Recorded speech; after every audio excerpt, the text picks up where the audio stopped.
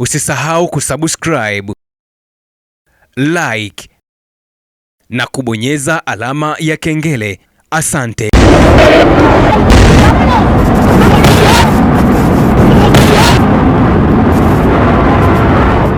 Habari za wakati huu mtazamaji, na nikushukuru sana kwa kuendelea kutuchagua sisi Yohoma TV na kuendelea kutufuatilia kila saa ambapo taarifa hizi nzito tumekuwa tukikuletea hapo ulipo. Nikusihi sana basi usiache kusubscribe kwa taarifa kubwa zaidi kutokea hapa Yohoma TV. Na mtazamaji, bila shaka umekuwa na sisi tangu hapo awali, na ripoti kubwa ambayo tangu asubuhi ya leo imeingia ni juu ya shamra za kuchaguliwa kwa kiongozi mkuu wa taifa la Irani, yani Ayatollah, mara baada ya kifo cha aliyekuwa Ayatollah, yani Saidi Ali Khamenei. Sasa leo taifa la Irani limeshuhudia uteuzi wa kiongozi mkuu wa taifa hilo, na moja kati ya mambo ambayo ilikuwa yamejiri katika eneo la uteuzi baada ya shamra za kuteuliwa ni kombora kubwa ambalo lilitua baada ya uteuzi wake katika mji wa Tehran. Sasa Irani imejibu mashambulizi na imeshambulia Israeli kwa shambulizi kubwa kabisa, kombora la hypersonic missile ambalo limetua katika taifa la Israeli katika mji wa Tel Aviv, ambapo kama ambavyo inaonekana hapa, hii ni moja kati ya video ambayo imezagaa sana katika vyanzo mbalimbali vya habari vya kimataifa vya Mashariki ya Kati, hususan kule nchini Israeli, ambapo mtazamaji, video hizi si rahisi sana kuzipata katika vyanzo mbalimbali vya Magharibi, kwa sababu ni vyanzo ambavyo vimekuwa vikipata restriction ama vikwazo juu ya sheria mbalimbali kandamizi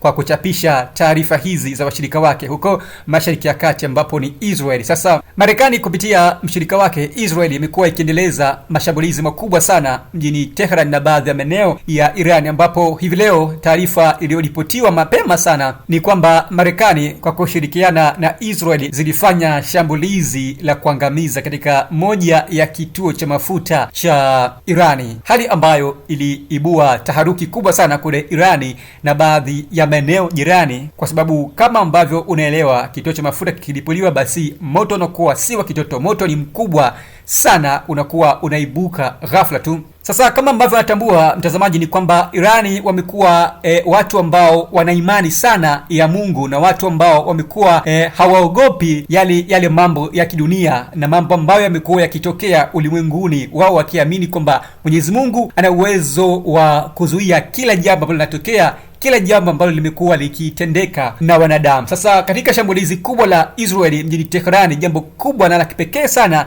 ambalo limeshangaza umma wa watu wengi sana ni kwamba katika shamra za kumfurahia ama kumsherehekea kiongozi mkuu wa Irani Ayatollah Mojtaba Khamenei, kombora lilitua eneo jirani na eneo hilo, ambalo wananchi walikuwa wamejitokeza kwa wingi sana katika kufanya shamra za kumsherehekea kiongozi mkuu wa Irani. Sasa baada ya kombora kutua, watu walitarajia kwamba huenda raia wakakimbia ama raia wakasambaratika ghafla, lakini cha ajabu zaidi ni kwamba raia wamesalia pale eneo walipo na wakiendelea kutoa tunasema takbira ya kuhimilia, yani Allahu Akbar, Allahu Akbar, ni takbira ya kuhimilia, yani kwamba kusema Mwenyezi Mungu ni mkubwa, Mwenyezi Mungu ni mkubwa, Mwenyezi Mungu ni mkubwa. Oh my God!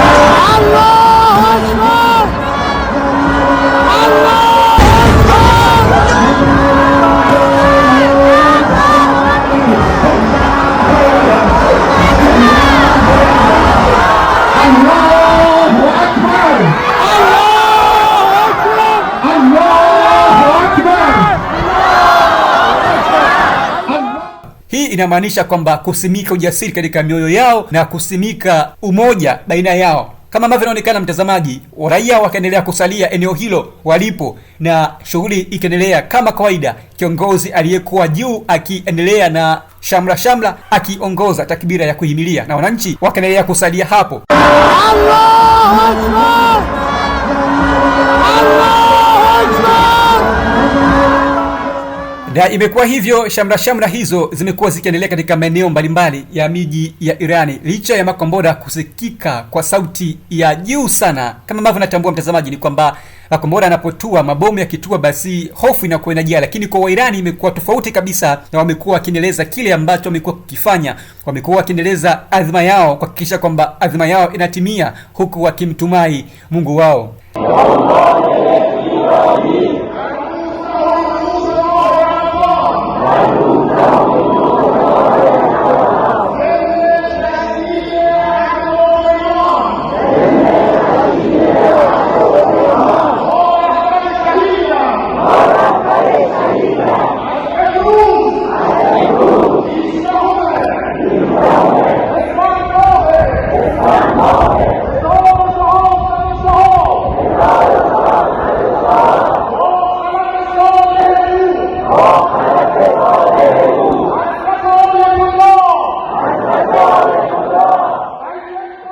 Sasa katika vuta ni kuvute na rusha ni kurushe baina ya Iran na Marekani mara baada ya Israeli pamoja na Marekani kuishambulia Iran katika kituo chake cha mafuta ambacho kilikuwa ni nyenzo muhimu sana, jeshi la Irani, yani jeshi la walinzi wa mapinduzi ya Kiislamu IRGC, limetoka hadharani likitoa kauli tata na kauli ya onyo kwa Marekani dhidi ya washirika wake Mashariki ya Kati. Jeshi likiwaonya washirika wa Marekani, yani yale mataifa ya Kiarabu kule Mashariki ya Kati, juu ya ushiriki wao katika vita hivi wataangamia, ambapo jeshi limesema kwamba endapo mataifa ya Kiarabu, yani washirika wa Marekani kule Mashariki ya Kati, kama yataendelea kushiriki moja kwa moja na Marekani katika kile ambacho kinaendelea kule Irani, basi mafuta yake watayapata kwa bei ya hali ya juu ambayo haijawahi kushuhudiwa, akisema kwamba zaidi ya dola 200 kwa pipa moja. Endapo majirani zake, yaani mataifa ya Kiarabu, kama uyatambui mtazamaji, ni mataifa yale ambayo yanaunga Umoja wa Falme za Kiarabu, lakini pia na majirani ikiwemo Kuwaiti,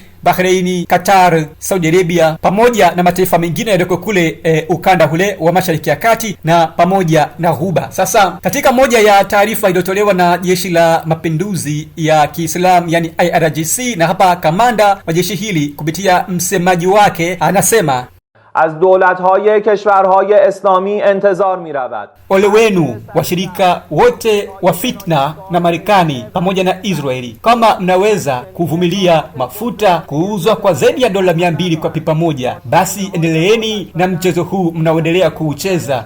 Dawa yenu inachimka. Kwa hakika hatutosubiri, hatutovumilia. Kile ambacho kinaendelea ni maangamizo, ni udhalimu wa hali ya juu. گر تحمل نفت بیش از بشکه‌ای $200 را دارید، na mtazamaji, ni msemaji wa jeshi la walinzi wa mapinduzi ya Kiislamu, yani IRGC nchini Irani, ambaye amejitokeza hadharani akizungumza na waandishi wa habari akitoa taarifa hiyo juu ya hali ilivyo vuta ni kuvute vita Irani na Marekani. Bado taharuki inaendelea kutanda Mashariki ya Kati, vita hivi, na bado uhasama unazidi kuongezeka Mashariki ya Kati, kwa sababu Marekani anaarifiwa kutumia nguvu kubwa sana kuweza kuteka ushawishi na kuweza kuteka baadhi ya maeneo ambayo yana umbali na Irani, kushirikiana nao moja kwa moja kuweza kuiangamiza Irani, hususan kwa sasa hivi ambapo kiongozi mkuu wa Irani tayari amekushatangazwa kuwa ni mtoto wa Ayatollah Said Ali Khamenei, Mujtaba Khamenei, jambo ambalo Marekani amepinga na jambo ambalo Marekani linamuumiza kichwa mno na kuweza kumsumbua, hapati usingizi kabisa kuweza kushuhudia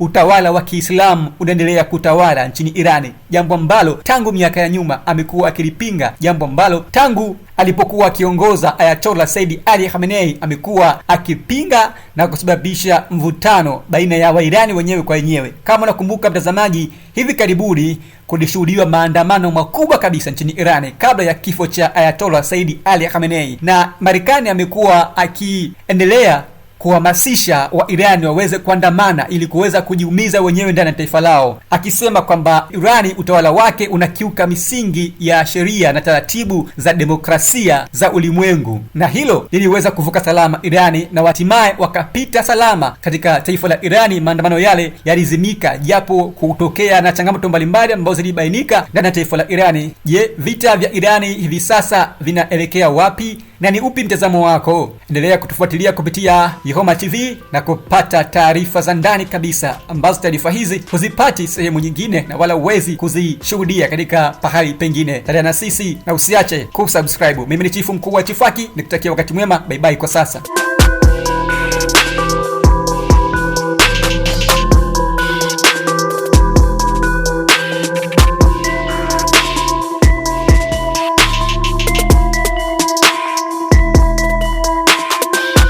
Usisahau kusubscribe, like na kubonyeza alama ya kengele.